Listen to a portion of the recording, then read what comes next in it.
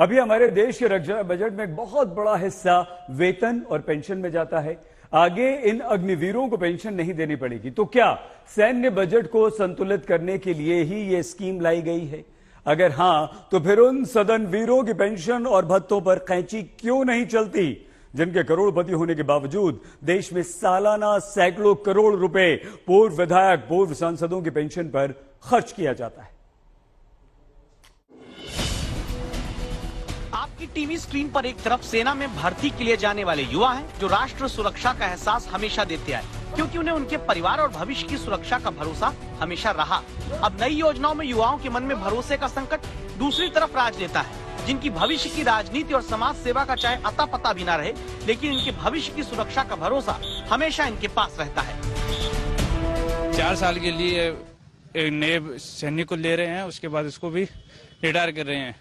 तो एक विधायक है, वो 5 साल के लिए रह रहा है, उसको उसके बाद मिल रहा है पेंशन। अग्निवीर 4 साल देश सेवा करने के बाद पेंशन के हकदार नहीं रहेंगे, लेकिन सदन वीरों की स्थिति देख लीजिए। लोकसभा के 3580 पूर्व सांसदों को अभी पेंशन दी जा रही, जबकि 268 पूर्व सांसदों के निधन के बाद उन पर आश्रित पेंशन पा रहे हैं। राज्यसभा के 508 पूर्व सांसद पेंशन ले रहे हैं, जबकि राज्यसभा के 219 पूर्व सांसदों के आश्रितों को पेंशन दी जा रही है। 2017-18 के आंकड़ों के मुताबिक देश में जहां पूर्व सांसदों की पेंशन पर हर महीने 58 करोड़ रुपए खर्च हो रहे थे, 2018-19 में पूर्व सांसदों की पेंशन पर खर्च बढ़कर 70 करोड़ 50 लाख रुपए प्रति महीने हो गया। साल का हिसाब आप खुद लगा लीजिए, कितना पैसा पूर्व सांसदों की पेंशन पर जा रहा है। आपकी सैलरी आपके काम के आधार पर हर साल आपके अधिकारी तय करते होंगे। दुनिया के तमाम देशों में भी जनप्रतिनिधि अपनी सैलरी और सुविधाओं पर खुद फैसला नहीं कर सकते हैं, लेकिन हमारे देश में सांसद हो या विधायक अपनी सैलरी और भत्ते का फैसला सदन में आपस में मिलकर आम सहमति से ही कर लेते हैं। अब तक सेना के जवानों के पास 17 साल की नौकरी, फिर पेंशन समेत दूसरी सुविधाएं रही। इसी सामाजिक सुरक्षा के दम पर जवान देशवासियों को राष्ट्र सुरक्षा का एहसास देते आ रहे हैं। अगर फंड मुद्दा वहाँ है, तो फिर नेताओं के लिए क्यों नहीं? जबकि 2020 की एक आरटीआई के मुताबिक रेखा और चिरंजीवी जैसे अभिनेताओं को भी पूर्व सांसद होने के नाते 39,000 रुपए और 27,000 रुपए की हर महीने पेंशन दी जाती है। कई बड़े उद्योगपति भी देश में अभी पूर्व सांसद होने के नाते महीने के 25,000 रुपए की पेंशन अपने खाते में पाते हैं। लोकसभा में 88% सांसद, देश में 78% विधायक करोड़पति हैं। आपको जानकर हैरानी होगी कि हमारे देश में अगर कोई नेता विधायक भी बन जाए और बाद में सांसद भी, तो पूर्व विधायक और पूर्व सांसद दोनों की पेंशन पाता है। विधायक अगर सांसद बन जाए तो सांसद होने की सैलरी भी उठाता है, पूर्व विधायक होने की पेंशन भी।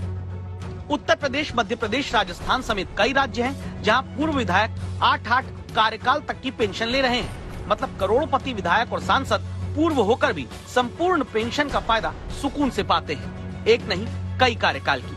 वजह मध्य प्रदेश के विधानसभा अध्यक्ष से सुनिए।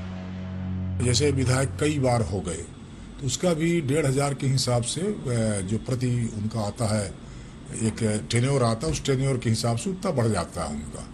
तो ये नियम है उसका। पूरे एक सेट का 35,000 है, और फिर जितने सेट होंगे वो उसके हिसाब से वो वृद्धि हो जाती है। अब इसे ऐसे समझिए कि विधायक अगर एक बार मध्य प्रदेश में बन गए, तो फिर चाहे 5 साल का कार्यकाल पूरा हो ना हो, विधायक जी को पूर्व एमएलए होने पर हर महीने 20,000 रुपए की पेंशन मिलती है, 15,000 रुपए का मेडिकल भत्ता।